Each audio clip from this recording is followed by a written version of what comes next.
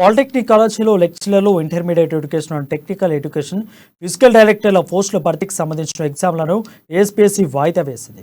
ఈ మేరకు నిన్న ఉత్తర్వులను జారీ చేసింది. పాలిటెక్నిక్ కాలేజీలో లెక్చరర్ల పోస్టులకు ఈ నెల 13 నుంచి పరీక్షలు నిర్వహించాల్సి ఉండగా కానీ సెప్టెంబర్కు వాయిదా వేసింది. సెప్టెంబర్ 4, 5, 6, 8 తేదీలో పరీక్షలు నిర్వహించనున్నట్లు వెల్లడించింది. 4 రోజుల పాటు సబ్జెక్టుల వారీగా ఉదయం, మధ్యాహ్నం పరీక్షలు ఉంటాయని పేర్కొంది. ఇక ఈ నెల 17న నిర్వహించాల్సిన పీడీ పోస్టుల ఎగ్జామ్ను సెప్టెంబర్ 11కు వాయిదా వేసింది. ఈ పరీక్షలన్నింటినీ ఆన్లైన్లోనే నిర్వహించనున్నట్లు ఏఎస్పీఎస్సీ ప్రకటించింది.